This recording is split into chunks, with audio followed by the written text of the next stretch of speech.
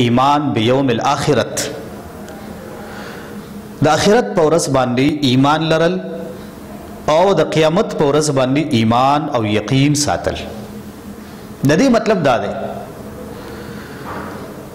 چې ضرور به ضرور یو ورځ داسې مقرر کړی شوې ده د الله رب العالمین د طرف نه چې به ورځ د فیصلې. قرآن کریم کې هغې ته یوم الفصل ویلی کېږي، او د بدلې ورځ وي هغې ته یوم الدین ویلی کېږي، او د حساب کتاب ورځ وي هغې ته یوم الحساب ویلی کېږي. د دې خبرې مطلب دا دی چې مسلمان با په دنیا کې د غافل فرد او مخلوق په شان زندگی نه تیری، بلکې دی با د آخرت د منازلو ته ګوري او د دې دپاره به تیاری کوي. او دا دومره نږدې دی. رسول الله صلی الله علیه وسلم په یو موقع کې وفرمایل، ابو سعید خدری رضی الله عنه دا حدیث نقل کوي، امام ترمذی دا حدیث په خپل کتاب کې راوړی دی. پیغمبر علیه السلام وفرمایل چې کیف انعم وصاحب السور قد التقمه واصغى سمعه. زب څنګه د عیش او د آرام زندگی تیر کما، اسرافیل علیہ السلام خوشپیلی په خوله کې نیولې ده او د الله حکم ته یې غوږ ایښی دی، خپل تندی ورته ښکته کړی دی، سر یې ورته ښکته کړی دی، انتظار کوي چې کله به دې ته د پوکي حکم کولی کېږي. دا حل دی. اسرافیل علیہ السلام شپیلی په خوله کې نیولې ده، د الله حکم ته انتظار کوي، غوږ هم د الله تبارک وتعالی حکم ته ایښی دی. زه به څنګه د عیش او د آرام زندگی تیره کړمه. صحابو فرمایل یا رسول الله ماذا تأمرنا، ته موږ ته څه حکم کې، موږ څه وکړو؟ پیغمبر علیہ السلام وفرمایل قولوا حسبنا الله ونعم الوکیل.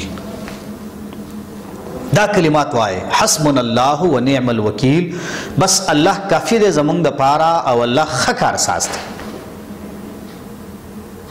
دا د آخرت د ایمان او د عقیدې حوالې سره د نبی علیه السلام ارشاد دی. دومره فاصله ده، بس تیار ناست دی، بالکل تیار ناست دی. کله ورته الله حکم وکړي بس قیامت راتلی شي.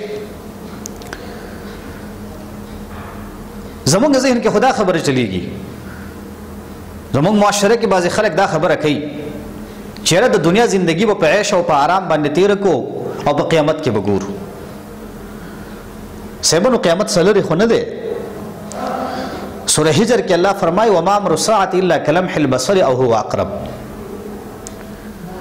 نه دی راتلل د قیامت مگر په شان د رب د سترګې یا زیات نږدې د دی نه، د سترګو نه د سترګو د رب نه مخکې الله قیامت راوستی شي. دویمه دا ده چې کله انسان وفات شي نو بس په د قیامت راغی، که به بل چا باندې دی او که نه دی په دغه قیامت دی. لہذا د دې سختو حالاتو نه د نجات دپاره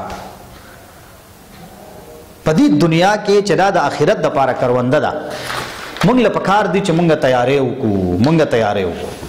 ضرور به د الله رب العالمین حضور ته پیشي وي زمونږه. رسول الله صلی الله علیه وسلم فرمایي د قیامت په ورځ به هر یو کس د الله رب العالمین الله تبارک وتعالی به د هغه سره خبرې کوي، د ده او د الله په منځ کې به څه ترجمان نه وي، نه به څه پرده وي. نو دی به خپل خی طرف ته وګوري، نو دی به ویني مګر هغه نیک عمل چې د ځان نه مخکې چې د کړی وي، بس نیک عمل به د خپل ښی طرف ته ویني، بد عمل به ګس طرف ته ویني. او دویمه دا ده چې دی مخامخ وګوري نو دته به جهنم په نظر باندې راشي. پیغمبر علیه السلام وفرمایل فاتقوا النار ولو بشق تمره. د جهنم نه ویریږئ اگر که دا د کجورو د اډوکې په مقدار باندې ولې نه وي، خو د دې نه تاسو ویریږئ، د جهنم د اور نه ویریږئ. د الله تبارک وتعالى سره د دې پیشۍ نه ویریږئ چې په ورځ د قیامت د الله په حضور کې ولاړي. مناسبه ده چې انسان داسې عمل کړی وي چې د سره حساب کتاب هم په اسانه باندې وشي او د خوشحاله شي. د اسانې محاسبې دپاره دعا څه ده؟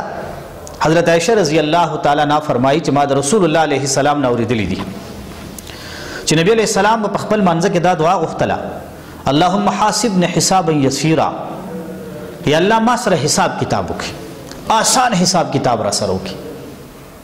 ام المؤمنین حضرت عائشہ صدیقہ رضی الله تعالی عنها فرمائی چې ما ووی یا نبی الله مل حساب الیسیر، اے دا اللہ رسولہ حساب یسیر څه دی؟ نبی علیہ السلام فرمایل ان ينظر فی کتابه فیتجاوز عنه. آسان حساب دا دی چې الله تبارک وتعالی د قیامت پر ورځ د په عمل نامه باندې نظر واچي او د نه دې مخوا تجاوز کوي واړي ته بس. جنی انه من نوقش الحساب یا عائشہ هلک، کله چا نه پوچ غت شروع شو او د چا سره سختی وشوانو دا سړی هلاک شو. د دې وجنا دا زمونږ یقین دی چې په آخرت باندې زمونږ ایمان دی، آخرت ورځ یقیني ده، راتلونکې ده، د الله سره پیشي ده او د الله تبارک وتعالی په حضور کې د خپلو اعمالو او د خپلو کړو جواب ورکول دي، حساب کتاب ورکول دي.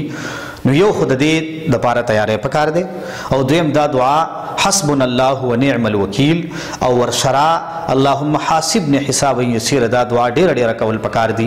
ان شاء الله د نبی علیه الصلاۃ والسلام د ارشاداتو په نتیجه کې به الله تبارک وتعالی زمونږ د آخرت هغه سختي او هغه سخت مشکلات حل کړي. الله تبارک وتعالی دې موږ تمام مسلمانان د قیامت د سختونو په امان کې الله رب العالمین موږ لا په خپل جوار رحمت کې ځای راکړي. واخر دعوانا ان الحمد لله رب العالمین.